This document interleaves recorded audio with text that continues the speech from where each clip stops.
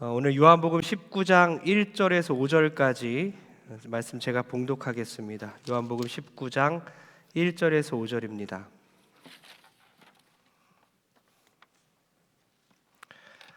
요한복음 19장 1절에서 5절까지 말씀 제가 봉독하겠습니다. 신약성경 180페이지에 있습니다. 오늘 요한복음 강의 25번째입니다. 요한복음 19장 1절에서 5절까지 말씀 제가 봉독하겠습니다.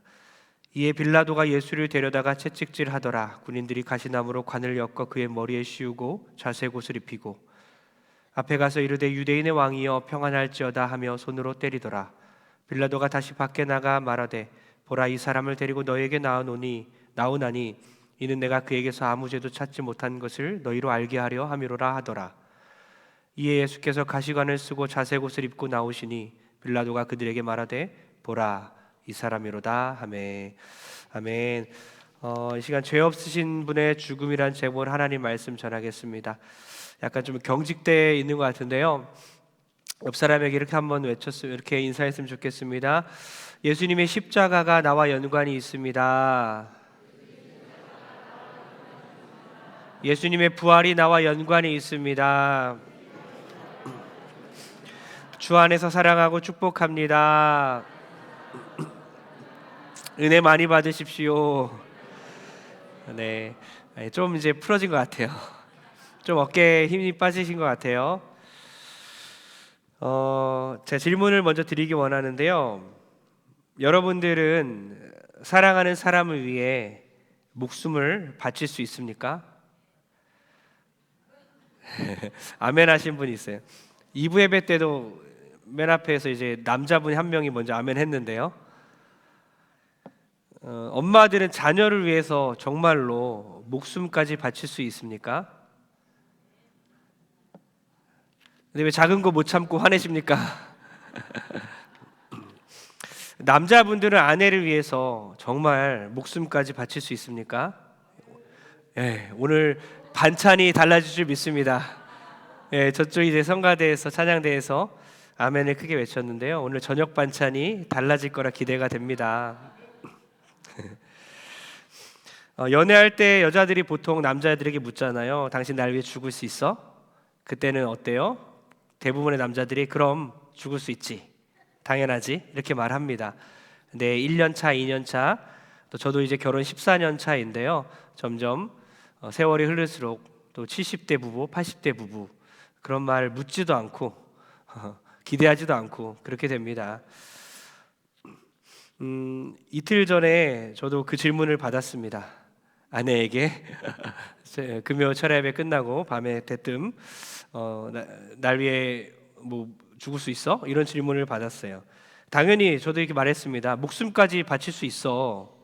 원래 나는 이제 희생하는 거를 또 잘하고 좋아하고, 그런데 사랑하는 아내를 위해서는 목숨까지 바칠 수 있어 라고 대답했어요. 실제로 지금 마음 같아서는 물속에라도 제가 뛰어들어서, 수영은 못하지만 구하러 갈 수 있을 것 같고요, 불 속에라도 뛰어들 것 같고, 위에서 건물이 붕괴되면 이렇게 덮을 것 같아요. 마음만은 그렇습니다. 상황이 돼봐야 몸이 어떻게 반응할지 모르겠는데요, 자녀를 위해서도 마찬가지예요. 그렇게 사랑하는 마음이 많이 있죠. 그 마음이 평생 동안 유지되었으면 좋겠어요. 한때 그냥 젊었을 때 호기 어린 그런 선포가 아니라 평생 동안, 표현은 좀 다르게 할 수 있겠지만 정말 진심으로 사랑하고 목숨까지 내거는 사랑으로 남편이 특히 아내를 그렇게 사랑하기를 소원합니다. 저는 오늘 이렇게 제가 말했기 때문에 오늘 저녁 반찬이 바뀔 줄 믿습니다.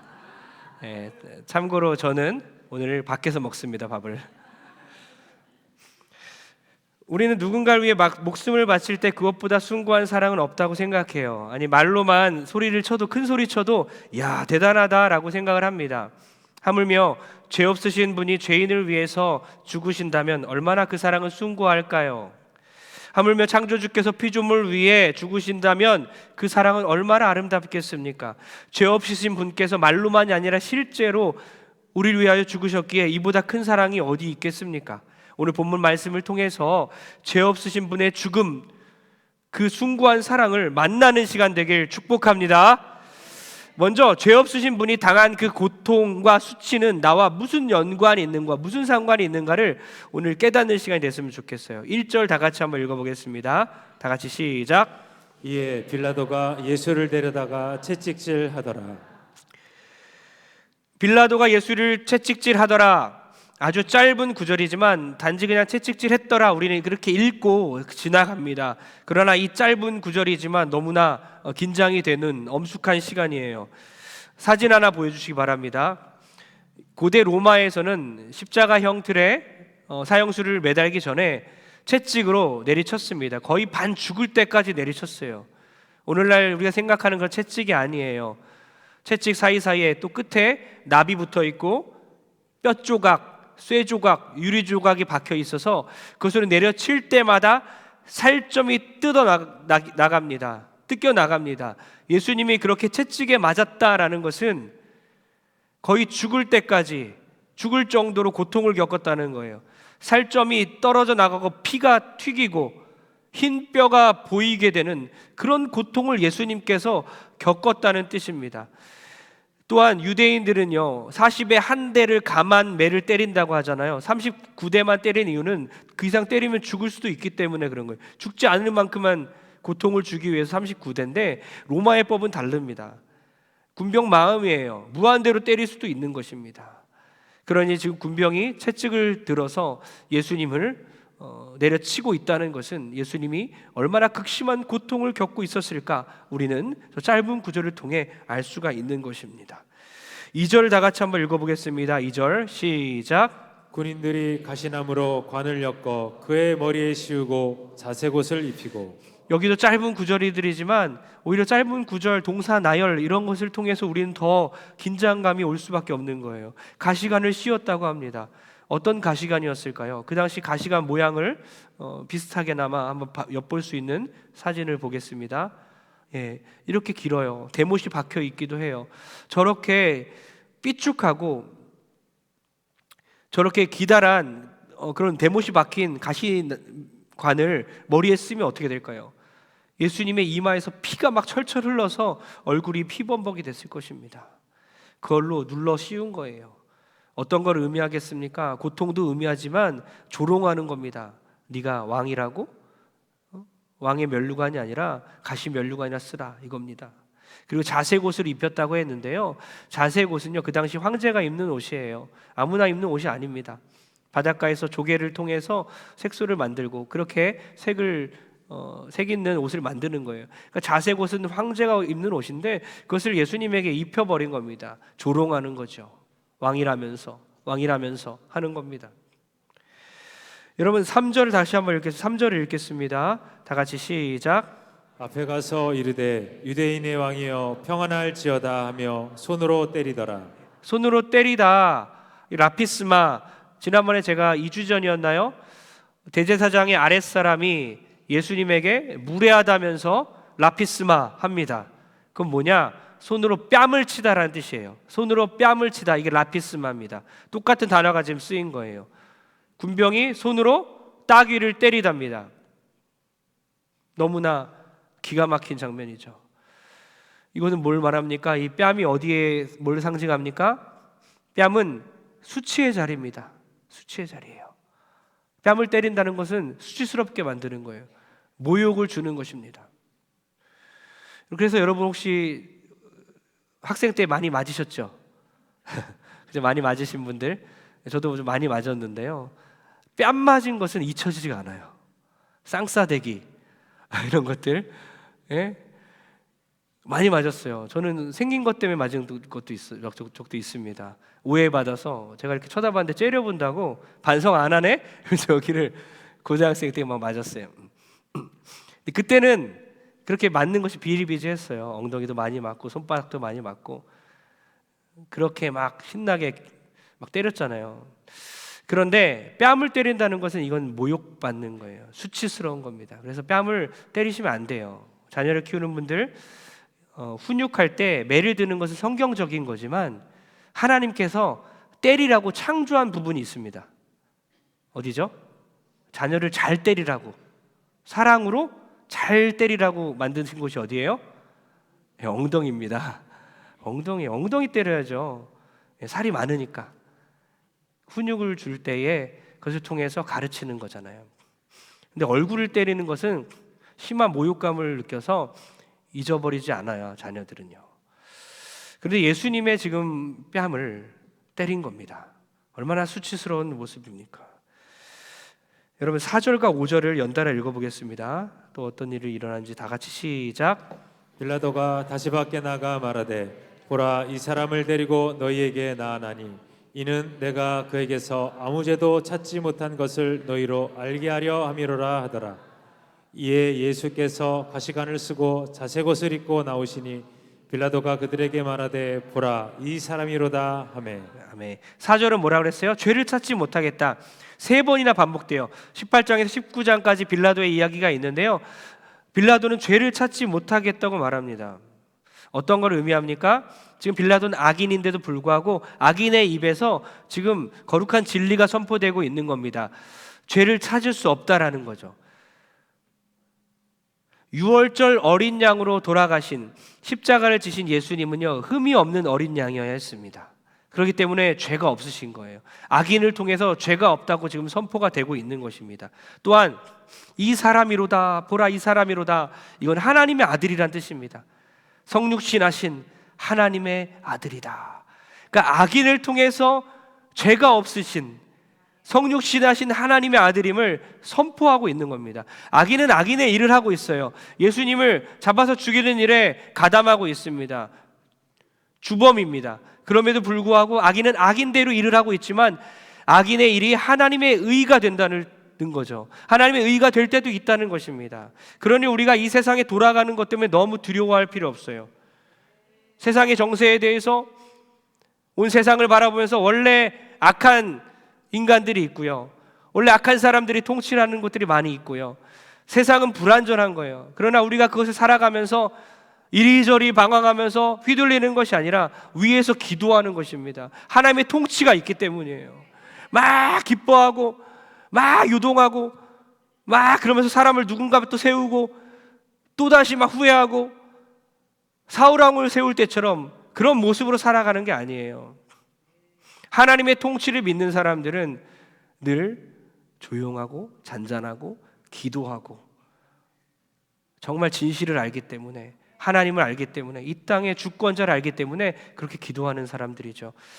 지금 악인을 통해서도 선포하는 이 메시지를 통해서 하나님께서는 악을 행하는 악인의 악을 통해서도 하나님의 의를 드러내시는구나 믿으시기 바랍니다. 또한 지금 십자가 로마의 법정 최고형을 지금 구형했습니다. 가장 잔인하고 3가지 법이 있었는데 그 당시에 여자는 십자가를 지을 수 없어요. 엄청난 차별이죠. 죽는 것도 차별하여 죽여요. 그리고 극악무도한 범죄자들만 십자가를 질 수 있었습니다. 그냥 평범한 죄인들, 잡범들은 십자가를 질 수 없어요. 그리고 발가벗겨서 가장 수치스러운 모습으로 오랫동안 거기 매달아 놓는 거예요. 이런 잔인한 가장 극악무도한 그런 사람이 죽어야 하는 이런 처형 방법으로 예수님은 십자가를 지신 거죠. 그래서 고난의 전체성을 우리가 알아야 되는 겁니다.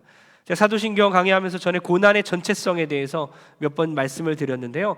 고난이 전체적이라는 거예요. 시간적으로도 그렇죠. 생애의 시작부터 태어나면서부터 주님은 고난 받으신 거예요. 성육신하셔서 인간의 모습으로 말 구유에서 나셨을 때에 이미 고난의 시작인 겁니다. 물론 왕궁에서 태어난다고 그것이 복받은 건 아니죠. 하나님이신데 인간의 모습으로 태어난 것 자체가 고난입니다. 더군다나 말 구유에서 그렇게 나셨죠. 그리고 줄이시고 목마르시고 아프시고 피곤하시고 우시고 통곡하시고 그렇게 30년 사생애와 3년 공생애를 사셨어요. 벌코프는 이렇게 말합니다. 만군의 주께서 죄의 형태로 사는 것 자체가, 무죄한 분이 날마다 죄 있는 사람 사이에 다니는 것 자체가, 거룩하신 분이 죄로 저주받은 세상에 사신다는 것 자체가 고난인 것이다 라고 말했어요. 고난의 전체성입니다. 그리고 몸과 영혼이 고난받습니다. 주님의 육체뿐만 아니라 주님의 영혼까지도 고난받는 거예요. 엘리 엘리 라마 사박다니, 아버지여 아버지여 어찌하여 나를 버리십니까? 그 영혼이 버림받은 거예요. 하나님 아버지로부터 단절되신 겁니다. 이렇게 육체와 영혼까지도 고난받는 고난의 전체성으로 이해해야 됩니다. 고난의 클라이막스는 바로 십자가인 거죠. 저주받을 자가 달려야 하는 십자가에 주님이 달리셔서 우리 대신 저주를 받으신 겁니다. 그럼 제가 묻겠습니다. 도대체 왜 죄 없으신 분이 왜 이런 저주와 고통과 수치를 대신 당해야 했을까요? 원래 누가 담당해야 하는 저주와 고통과 수치였을까요? 바로 우리라는 거죠. 바로 나입니다. 나. 하이델베르크 요리문답에는요 39문을 함께 읽어보기 원합니다. 하이델베르크 요리문답인데요, 저 요리서가 아니에요, 레시피가 아닙니다. 교리문답이에요. 39문 제가 질문합니다. 여러분 답해 보십시오. 그리스도께서 십자가에 못 박히심은 달리 돌아가신 것보다, 다른 방식으로 돌아가시는 것보다 십자가형이 특별한 의미는 무엇입니까? 답을 읽어보십시오. 시작. 그렇습니다. 십자가에 달린 자는 하나님께 저주를 받은 자이므로 그가 십자가에 달리심은 내게 임한 저주를 대신 받은 것이라고 나는 확신하게 됩니다. 나의 저주를 대신 받으신 주님, 내가 받아야 할 저주를 주님께서 대신 받았다는 것입니다. 그것이 십자가형의 의미입니다. 여러분은 어떻게 생각하십니까?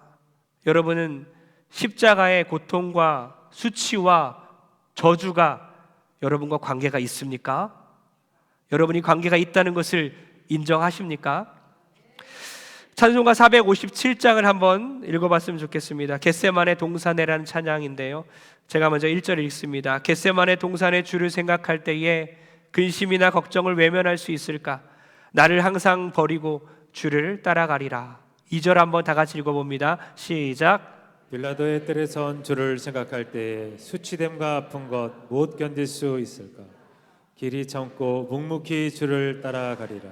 3절 제가 읽을게요. 갈보리산 올라간 주를 생각할 때에 나의 받는 괴로움을 비교할 수 없으리 십자가를 지고서 주를 따라가리라. 4절 다 같이 읽습니다. 시작. 무덤에서 부활한 주를 생각할 때에 환난이나 죽음도 두려울 것 없으리 승전가를 부르며 주를 따라가리라. 아멘. 이 찬양의 가사가 우리의 가사이길 소원합니다. 주님이 당한 수치와 아픔과 고통과 그럼 저주가 우리의 것을 가져가시기 위해서 대신 당한 것임을 믿으시기 바랍니다. 그러므로 이렇게 우리가 적용했으면 좋겠는데요, 죄에서 자유하십시오. 죄에서 이제는 자유하십시오.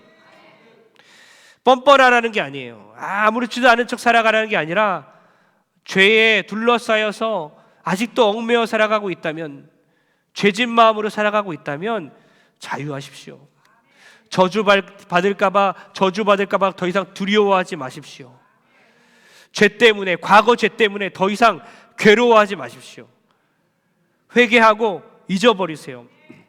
주께서 우리의 모든 과거의 죄들과 현재 미래의 죄까지도 용서해 주셨음을 믿으시기 바랍니다. 주께서 모든 우리의 부끄러움과 수치를 덮어주셨어요. 누구한테 말할 수조차 없는 그런 부끄러운 죄들까지도 주께서 용서하셨으니 이제는 자유하시고 당당해지는 여러분 되길 바랍니다. 또한 예수님을 죽인 진범이 누구일까, 이것을 알아야 돼요. 십자가 고통도 알았다면 십자가 예수님을 못 박은 사람이 누구인가를 좀 깨달았으면 좋겠는데요, 16절을 다 같이 한번 읽어보겠습니다. 시작. 이에 예수를 십자가에 못 박도록 그들에게 넘겨주니라. 빌라도는 지금 예수님을 그들에게 넘겨줬습니다. 처음에 넘겨받았습니다. 18장에서부터 보면요, 빌라도는 유대인들에게 이렇게 말해요. 무슨 일로 예수를 고발하였느냐? 너희들 법대로 재판하라. 너희들이 알아서 해. 유대인들이 말하죠. 우리의 법에는 이 예수를 죽일 권한이 없다. 죽일 그런 방법도 없다. 그러니 빌라도 총독에게 맡기면서 죽여달라는 겁니다. 재판권을 넘겼어요. 이때부터 빌라도와 예수님의 대화가 진행되죠. 빌라도는 의심하기도 하고요, 고민도 하고 주저하기도 합니다. 갈등을 겪습니다. 여러 가지 심리적인 그런 갈등들을 겪은 후에 오늘 본문 1절의 시작처럼 채찍질을 때렸고 16절에 아까 읽은 것처럼 십자가에 넘겨줘 버렸습니다. 그래서 빌라도가 예수님을 죽인 장본인인 거예요. 예수님을 죽인 사람인 겁니다. 이 일 때문에 지금 1600년에 걸쳐서, 너무 긴 시간이죠. 지금까지 1600년에 걸쳐서 사도신경을 기독교인들이 암송하면서 빌라도의 이름을 언급하는 거예요. 빌라도,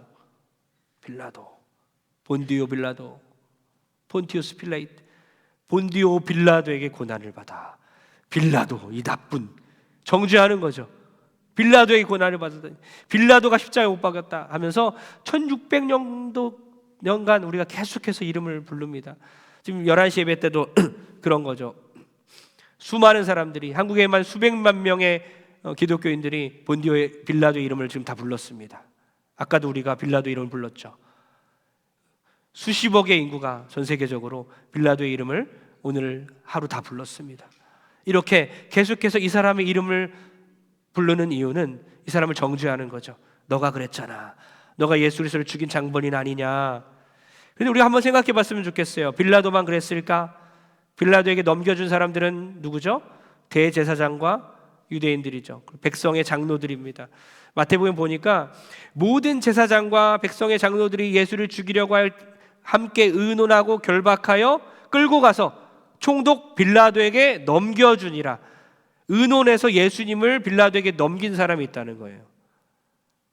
그 사람이 더 나쁜 사람 아닌가요? 악인들이죠. 새벽 미명에 모여갖고 잔인한 의논을 하는 거예요. 창세기 1장에 보면 창조주 하나님께서, 삼위일체 하나님께서 거룩한 의논을 통해 하나님의 형상대로 인간을 만드시잖아요. 그렇게 거룩한 의논으로 만든 그 인간이 잔인한 의논을 통해서 자신들을 만드신 창조주 하나님을 죽일 그런 의논을 하고 있는 거예요. 이 잔인한 총애가 이루어지고 있는 장면입니다. 얼마나 악인들입니까? 또 생각해보면 군중들이 아주 나쁜 사람들이죠. 막 외치잖아요. 바라바를 놓아주고 예수님을 죽이라는 거예요. 선택할 수 있었는데요. 바라바를 못 받고 예수님을 놓아주라가 아니라 바라바를 놔주고 풀어주고 예수님을 못 박아라. 군중들의 그 부르짖음과 소리침 때문에 예수님이 돌아가셨어요. 이 사람들이 제일 나쁜 사람인 것 같아요. 또 생각해보니까 오늘 본문의 말씀에 실제적으로 고통을 가한 사람들이 있습니다. 머리에 가시관을 푹 눌러서 피가 막 나게 한 그런 군병 1, 대못으로 손목과 발목에 박게 한 군병 2, 3, 그리고 옆구리에 창으로 찔러대는 군병 4, 예수님을 팔아버린 그 나쁜 제자 가룟 유다, 거짓 키스를 하면서 예수님을 팔아 넘겨버렸고 예수님을 3번이나 부인한 수제자 베드로. 누가 제일 나쁜 인간인가요? 누가 예수님을 죽인 장본인입니까? 몇 번인지 아세요? 몇 번입니까? 1번부터 6번까지 지금 나열했습니다. 누구죠? 7번입니다. 7번. 바로 당신입니다. 바로 여러분입니다. 내가 죽인 거죠. 내가 예수님을 죽인 거예요. 2000년이 지난 오늘날 이것을 깨닫지 못하면 복음이 우리에게 없는 것입니다. 구원의 확신이 없는 거예요. 천국이 없는 겁니다. 십자가 그곳에 예수님을 매단 사람이 바로 나란 거예요. 아주 멀리서 그냥 그 사실을 내가 믿습니다. 멀리서 예수님을 믿는 게 아니라 가까이서 예수님을 믿는 거예요. 가까이서 이 사실을 받아들여야 되는 거예요. 내가 예수님을 십자가에 못 박았습니다. 사도신경에 보면요, 빌라도에게 고난을 받아, 이것이 원문으로 보면요, 빌라도의 치하에서란 단어입니다. 좀 더 분명한 뜻은요, 빌라도의 집권 하에 있을 때에, AD 26년에 36년까지 빌라도 총독의 집권 하에 있을 때 예수님이 돌아가셨다. 예수님이 고난을 받았다. 그러니까 빌라도 한 명을 지칭한 게 아니었던 거예요. 빌라도의 이름을 얘기하면서 빌라도 때문이라고 얘기한 게 아니에요. 성경은 빌라도 한 명을 얘기하고 싶은 게 아닙니다. 이것이 역사적 사실임을 입증하려고 한 거죠. 빌라도 이름을 언급하면서 로마의 역사와 함께 십자가 사건이 진짜임을, 허구가 아니라 예수님이 역사적 예수임을, 역사적인 인물임을 증명하는 것입니다. 그리고 세상의 재판장인 빌라도에게 심판을 받음으로써, 그래서 우리가 받아야 할 모든 하나님으로부터의 심판과 그런 벌을 감해 주시기 위해서 예수님께서 대신 심판을 받는 장면입니다. 그러므로 성도님들, 예수님을 죽인 진범이 누구입니까? 여러분임을 인정하십니까? 여러분이 예수님을 죽였다고요.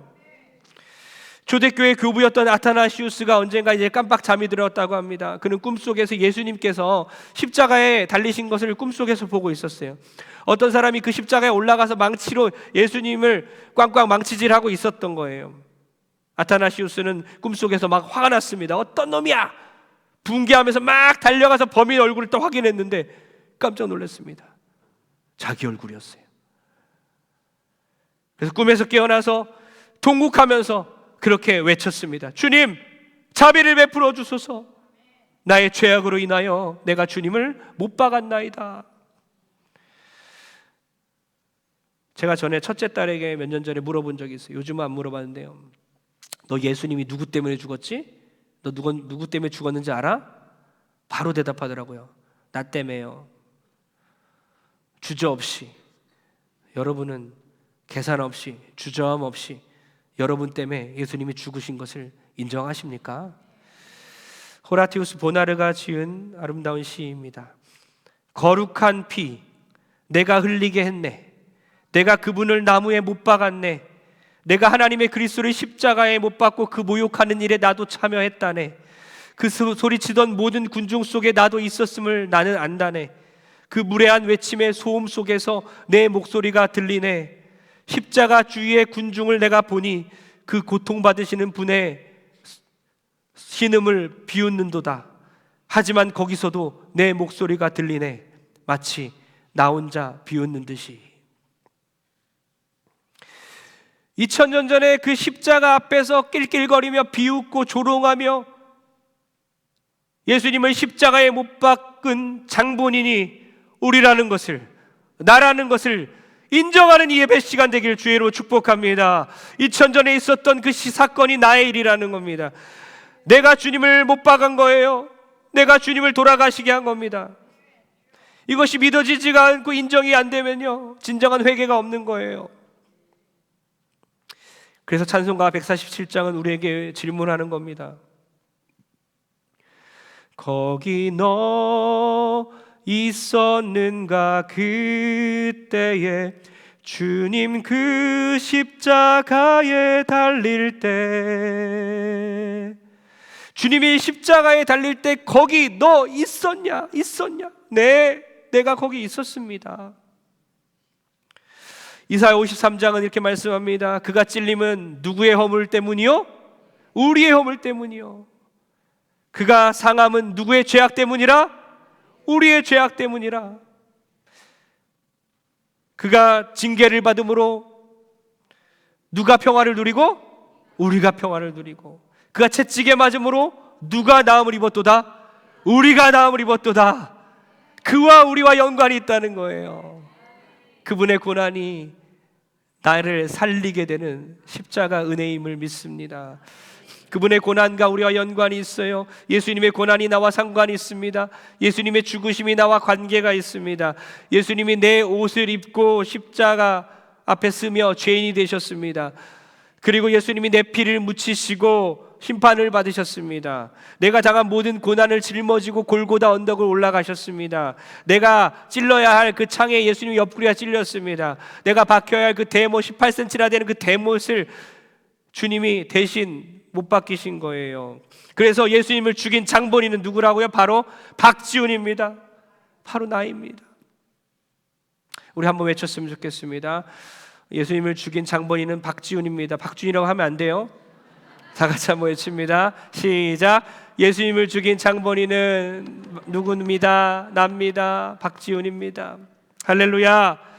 그래서 우리가 적용했으면 좋겠습니다. 사도신경을 주일마다 우리가 암송할 때마다 본디오 빌라도에게 고난을 받아 이렇게 하면서도 딴 생각하지 마시고 나 때문에 고난을 받아, 나 죄 때문에, 내 죄 때문에 고난을 받아 십자가에 못 박혀 죽으시고, 그렇게 고백하시길 바랍니다. 또한 사도신경은 나를 진단하는 고백서잖아요. 남을 정죄하는 고백서가 아닙니다. 철저하게 나를 가리킵니다. 손가락 한번 들어보십시오. 늘 누군가의 사자이 됐던, 이렇게 따라하십시오. 이렇게 하다가 이제 나를 가리키십시오. 이렇게 해보십시오. 손 들어서. 예, 납니다. 상대방이 아니라 나예요. 손 내리십시오.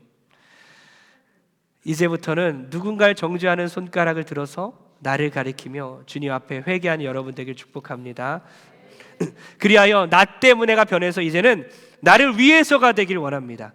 나 때문에 십자가 오빠 돌아가셨지 이렇게 맨날 울고만 있는 게 아니라, 그렇지, 나를 위해서 돌아가셨지, 나 때문에가 아니라 이제 나를 위해서죠.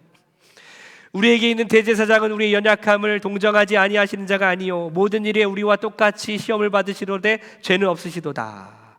모든 시험을 다 받으셨기 때문에 우리의 시험 당함을 다 아시고 우리를 도우실 줄 믿습니다. 나를 위하여, 이제 우리를 위하여. 그가 시험을 받아 고난을 당하셨은즉 시험 받는 자들을 능히 도우실 수 있느니라. 우리가 고난 당할 때 잘 감당하게 돕기 위하여 예수님이 먼저 고난을 당하신 것입니다. 우리의 연약함을 공감하시고 체휼하시고 다 동정하시고 우리의 연약함을 도우시고 모든 고난도 다 감당하신 우리 주님을 믿기를 소원합니다. 또한 우리를 부욕케 하기 위해서, 우리에게 영생을 주기 위해서, 우리에게 풍성한 삶을 주기 위해서 십자가에 돌아가셨습니다. 우리를 위하여 우리가 당할 저주 대신에 주님이 대신 저주받음으로써 우리에게 복을 주시기 위해서, 할렐루야, 복된 인생 살아가길 축복합니다. 여기에 우리가 살아갈 이유가 있는 거예요. 죽음에서 건짐을 받았기에 이 땅에서의 작은 상처들 너무 아파하지 마시고 이겨내시길 소원합니다. 너무 아파하지 마시고 우리를 죽음에서 건지신 우리 예수 그리스도를 생각하시면서 이 땅에서 받는 모든 상처들도 주여 이겨내게 도와주옵소서. 주님 주실 복을 기대하며 이제 저주받은 인생 아니라 복받은 인생 살아가게 도와주옵소서. 결론 내립니다. 여러분, 헬라어 중에 파라디돔이라는 단어가 있어요. 파라디돔이 한번 따라하겠습니다. 좀 발음이 꼬이수, 도레미파솔 이러면 안 돼요. 다 같이 파라디돔이. 파라디돔이. 예, 뭔가 파는 것과 상관이 있죠. 파라디돔이 뜻이 비슷합니다. 파는 것과. 가룟 유다가 예수님에게 입 맞추죠. 예수께 입을 맞추려고 가까이 하는지라 예수께서 이르시되 유다야 내가 입 맞춤으로 인자를 파느냐 하시니, 이때 팔다가 이 파라디돔이라는 단어가 쓰였어요. 예수님을 팔아버리는 것을 파라디돔이, 이건 내어주다, 팔다, 그 사람의 권리를, 생명권을 박탈하다라는 뜻입니다. 반주 주시고요. 여러분, 한 사람의 권리를 다 빼앗고 생명도 빼앗아서 다른 사람에게 넘겨주다는 뜻의 이 파라디돔이, 팔다라는 거, 가룟 유다가 예수님을 그렇게 팔아버렸어요. 여러분, 빌라도가 그렇게 예수님을 팔아버렸습니다. 그런데 사실은 예수님께서 예수님을 팔아버린 장본인이, 우리를 위해서 예수님을 팔아버린 분이 누군지 아세요? 성부 하나님이에요. 가룟 유다도 아니고 빌라도도 아니고 예수님을 팔아버린 장본인은 바로 성부 하나님이에요. 하나님 아버지십니다. 옥타비우스 윈슬로가 이렇게 말하죠. 누가 예수님을 죽음에 넘겨주었는가? 돈을 위하여 유다가 넘겨주었는가? 아니다. 두려움 때문에 빌라도가 넘겨주었는가? 아니다. 시기심 때문에 유대인들이 넘겨주었는가? 아니다. 사랑 때문에 성부 하나님이 아들을 넘겨주었다. 자기 아들을 아끼지 아니하시고 우리 모든 사람을 위하여 내어주신 이가, 파라디돔이 팔아버리신 이가, 아들을 아끼지 않고 우리를 위해서 독생자 예수 그리스도를 팔아버린 그분이 어찌 그 아들과 함께 모든 것을 우리에게 은혜로 주지 않겠느냐? 어떻게 아들을 팔 수가 있어요? 사랑하는 사람 어떻게 팔아버릴 수가 있습니까? 그의 생명권과 모든 권리를 다 박탈시킬 수가 있겠습니까? 우리를 사랑하시기 때문에 아들을 우리에게 내어주시고 팔아버리십니다.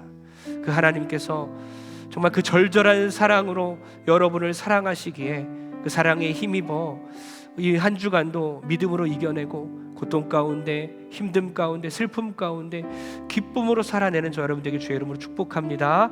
다 같이 기도합니다. 기도할